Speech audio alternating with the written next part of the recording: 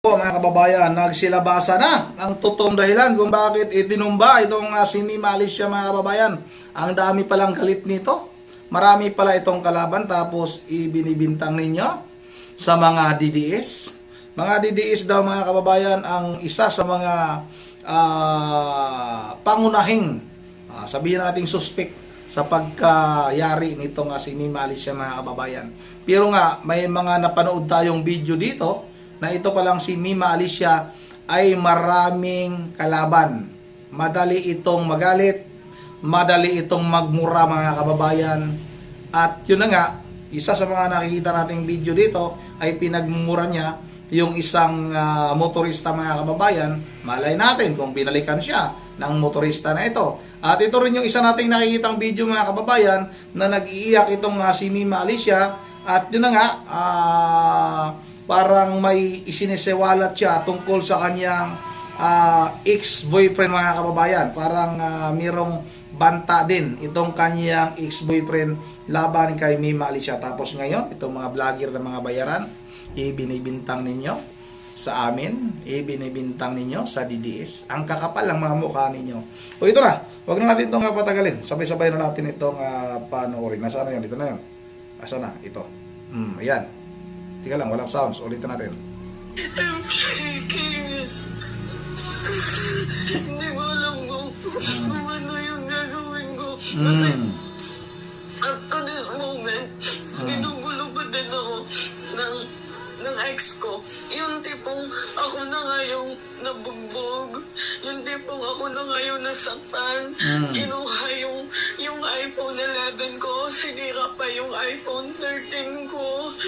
Tapos up to this moment, ginugulo niya pa din ako. Tapos dinadamay niya na yung mga kasamahan kong vloggers. Tulad ni Jake Magnus na hindi naman Isang sinungaling pa rin yun. Jake Magnus na yun. Magawa ng dump account. Si Jacoby. Sirain ako. Tapos yung pinakamasakit dito, guys. yung scandal video niya na hindi naman ako yung nandoon, pero hindi nadawit niya ako. Ibig sabihin, mga kababayan, may scandal video pala itong si Mima Alicia. Tapos ang galing niya na manira kay Vice President Sara Duterte na nagpalaglag daw, buntis daw, sino ba daw yung kabimbangan? Kaya nga daw pumunta sa ibang bansa itong si Vice President Sara Duterte para magpalaglag. Tapos pala, mga kababayan, hindi ito iyak. Kung hindi totoo na may scandal ito, may video scandal ito. Yung ginagawa niyang kasamaan, mga kababayan, ngayon, ibinabato niya sa iba. Kasi nga, karanasan niya pala, mga kababayan. Malay natin, yung sinabi niya nagpalaglag, siya pala yung may karanasan noon. Kaya madali siya makagawa ng kasinungalingan dahil nga, karanasan niya yun, mga kababayan. O ito, patuloy natin. Hindi ko alam kung ano yung reason niya kung bakit niya ginagawa lahat sa akin to. Pero ako maayos po ako nakipag-iwalay sa kanya. Tapos, okay, sige. Sabi ko, mag-iwalay na tayo kasi ayoko na, sobrang sakit na. Hindi na nga ako nagsalita. Ilang buwan na ako nanahimik sa mga pambubugbog sa akin. Ilang beses mo ginila yung buhok ko. Ilang beses mo akong pinahiya at dinulak. Hindi ako nagsalita, nanahimik lang ako. Tapos malaman-laman ko na ang dami mo pinapakalat na fake news sa akin. Naku po! Gumagawa ka pa na Umiiyak ka dahil maraming pinapakalat na fake news. Hindi mo ba naisip yun? Nagpapakalat ka rin ng fake news. Pasensya na, patay na ito. Wala na ito, pumanaw na ito. Kaso nga lang, pag napanood natin yung mga itong klaseng video, wala, mga kababayan. Talagang hindi natin mapipigilan yung sarili natin. Dahil nga, yung ginawa nitong vlogger na ito, yung ginawa nito yung pagpapakalat ng fake news laban sa mga Duterte, mga kababayan, grabe, sagad hanggang buto yung kanyang kasinungalingan. Tapos, nag-iyak dahil may nagpapakalat ng fake news yung kanyang ex-boyfriend. Naku po, ang kapal ng mukha pala nito. Pasensya na. Sa damang maknagdami account para sirain ako. Hindi mo ko tinitigilan, tinatanong ko, ano ba yung nagawa ko sa'yo? Ikaw na nga itong may atraso sa akin. yung magulang mo, hindi pa ako binabayaran sa 325,000 ko. Tapos hanggang ngayon, hindi ka pa din tumitigil sa kakagawa ng damyakap. Then alam kong ikaw yan. Huwag mong i-deny, alam kong ikaw yan. Huwag mong i-deny yan. Sobrang sakit. And up to this moment, guys, yung depression ko mas lumalala, mas dumadami yung tinitake ko na medicine.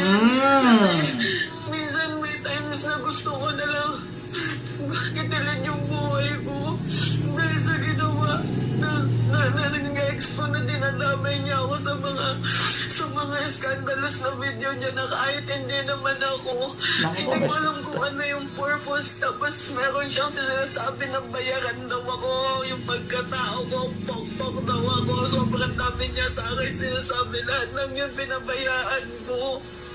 Ang gusto ko lang naman yung tahimik na buhay. Pero hindi mo sa akin maibigay-bigay. Gustong tahimik na buhay pero yung paninira mo? Grabe. Tapos na tayo. Nahinga ka mo kasi tapos na tayo. Ba't hindi mo ba din ako tinitigilan? Ba't hindi ka na lang mag-move forward? Hanggang dyan lang tayo mga kababayan sa iyak-iyak na yan.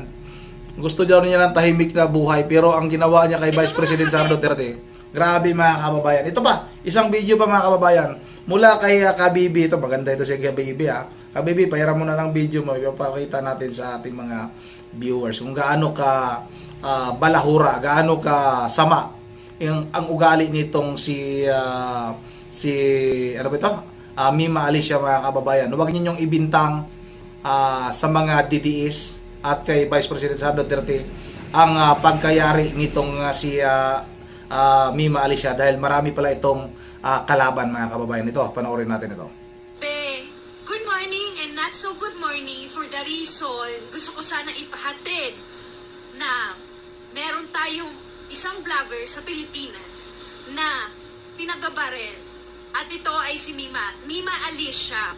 Condolence po sa lahat ng family o sa mga kaibigan na ni Mima Alicia. So magkaiba man po kami na opinion, pro BBM and pro Duterte man po ako, magkaiba man po, tao pa rin po siya at kailangan nating irespeto yung mga nangyari sa kanya at humingi tayo ng hustisya tungkol sa nangyari sa kanya. And para doon naman po sa ibang mga vlogger ni BBM, pasensya po medyo disagree ako sa mga pinagsasabi nyo na pinopoint out nyo na mga DDS vlogger or ang may pakana na mga nangyaring ito. Just so you know po, eto po, may nakita ko isang video kung paano magsalita si Mima Alicia, kung bakit kinakagalitan siya, hindi lang ng mga DDS, pati sa personal na buhay niya. Eto po, pakinggan natin. Ano? Ano gusto mo? Sige na, nakadamit tayo. Ano gusto mo? Sige na, nakadamit. Ikaw ang tanongin ko, ano ba yung gusto mo? Hindi nga, ikaw kuya. Kuya, ano ba yung gusto mo? Takinan nyo ha? Hindi nga, ano ba yung gusto mo? Takinan ka ha? Kayo yung nangungupal dito ha? Pakitan kayo. Siyan po, napakinggan natin. Yung kaaway niya dyan, isang rider. O yun, ano mga kababayan, hindi siguro tama yung sinasabi ng mga vlogger ni Marcos mga kababayan na ituturo nila ngayon sa mga DDS at sa kampo ni Vice President Sara Duterte at kay dating Pangulong Duterte. Dahil nga mga kababayan, marami palang kagalit itong si Mima Alicia. Itong pinakita nating video mula kay Kabibi mga kababayan, ito yung nagpapatunay na maraming kalaban, maraming kaaway itong si Mima Alicia. Kaya hindi nalalayo na binalikan siya ng kanyang mga nakakaaway. O baka naman, ito rin yung isang teorya mga kababayan, na baka yung dati niyang boyfriend, kasi nga, sabi ni Mima Alicia sa kanyang payak-iyak mga kababayan, na bakit hindi pa rin daw siya tinitigilan. Bakit patuloy pa rin ikinakalat yung kanilang video scandal mga kababayan. O kaya wag ninyong pagbintangan ang mga DDS kasi nga Kung halimbawa mga kababayan, itong si Vice President Sara Duterte at itong si dating Pangulong Duterte ay talagang mamamatay tao, bakit buhay pa yang si Trillanes? Huwag nyo kaming paglulukuin. Bakit buhay pa yang si Dilima? Nakulong nga lang si Dilima. Pero bakit hanggang ngayon yung mga yan buhay pa yan? Oh, tapos ngayon, vlogger, nakasamahan ninyo, nabayaran, pagbibintangan ninyo, yung mga DDS. Pasensya na sa mga pamilya o sa buong pamilya. Nirerespeto natin yung inyong pagluluksa ngayon. Pero nga, kung hindi siguro ganun kasama, ganun kasinungaling, itong si Mima Alicia, siguro hindi pa siguro ganito ang sinapit ng batang vlogger na yan. Yun ang dito lang muna at bago tayo magtatapos ay mag-shoutout lang tayo kay Kabibi. Si Kabibi mga kababayan. Shoutout tayo kay Ma'am Joyce ng Japan, kay Ma'am Berjay Veralios ng Apollon Blacan, tsaka yung mga apo, Coco, Dion, Yuri at saka si Sagi.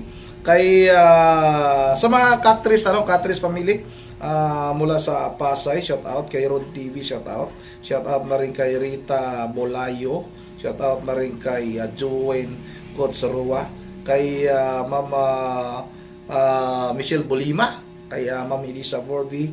Kumusta na Ma'am Elisa? Di ko nakita si Ma'am Elisa. Oy, yung mga viewers natin, sana ba kayo bumalik na kayo? Kay Stevie, shoutout. Kay Marciano T. Jr., shoutout sa'yo. Shoutout na rin kay sino ba ito? Kay Arnel, Halo Blacker at kay Batnam. Yun ang nandito lang muna at once again, this is from the TV, mga ng lahat. God bless bawat isa sa atin.